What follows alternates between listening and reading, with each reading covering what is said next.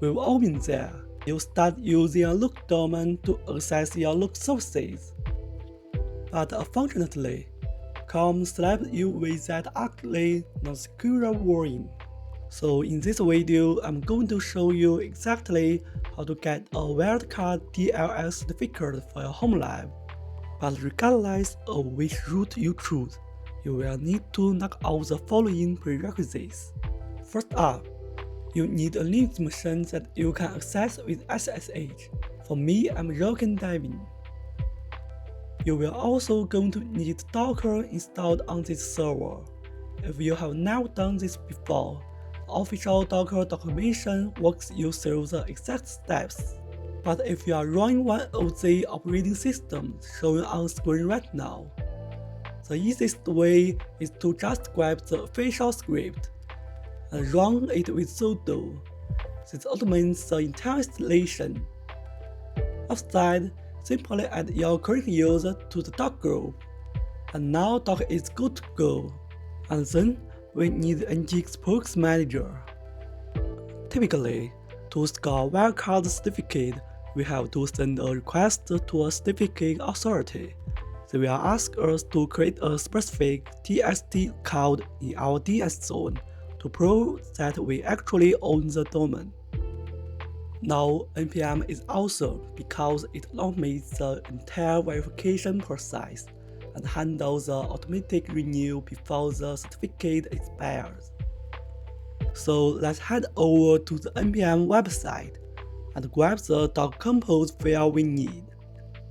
We will tweak it a bit to fit our setup by adjusting the time zone and adding our networks. Next, we will run this command on screen to create a container network, followed by .compose up to spin everything up. Let's do a quick check, and yeah, the services is running beautiful. Finally, just open up your browser, head over to your IP address on port 81, and sign up with your email and password to knock out the initial setup. Alright, our pre-work is officially done. Let's kick things off with a free method using DuckDNS.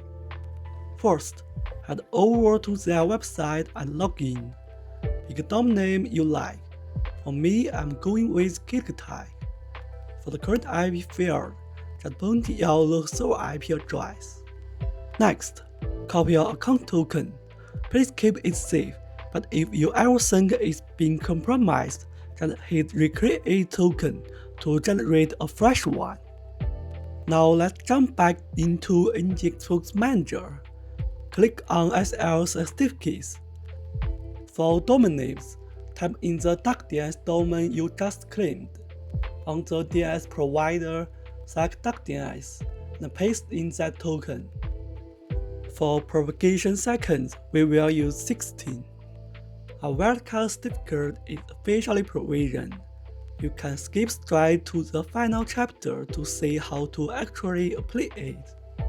Now for the method number 2, using CloudFlare. For this chapter, you will need to own a custom domain that's managed by CloudFlare. If you don't have one yet, you can easily grab one on chip from GoDaddy or Namecheap. But a quick warning here, always check those renewal presets. Alright, let's create our API token. Click Manage Account, then Account API Tokens. First, give your token a name. Then we need to lock down the permissions. Add this policy to include only the specified domains you want to use. And on the DNS and zone, grant it edit permissions. Go ahead and generate it. Now copy this token and they will only show this to you once. If you ever lose it or suspect a leak, just click your token and you will get a new one. Now let's jump back into Nginx Proxy Manager. Click on SL certificates. Hit Add certificate. Type in your custom domain.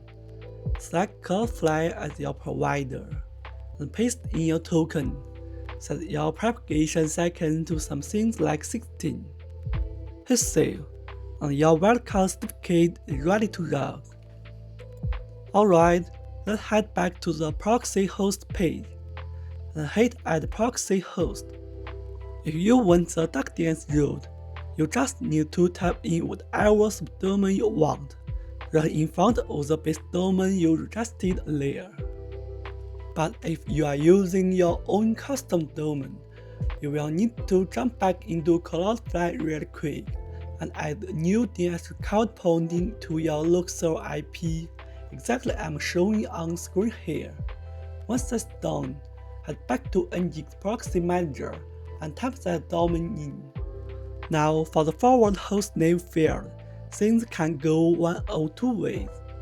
If the services you are routing to is already on the Nginx services Docker network we created earlier, you can literally just use the services name. In my case, it's simply Grafana.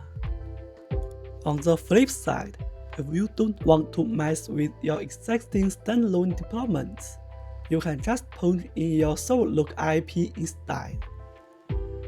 Next, click over to the SSL tab. Select the wildcard certificate we just generated from the drop-down menu, and make sure to toggle on both force SSL and HTTP2 support. And there you have it. You can now access and join your local services with no ugly, no secure warning. At the end of the video, if you found this video helpful, please don't forget to subscribe. Thanks for watching, and we will see you in the next video.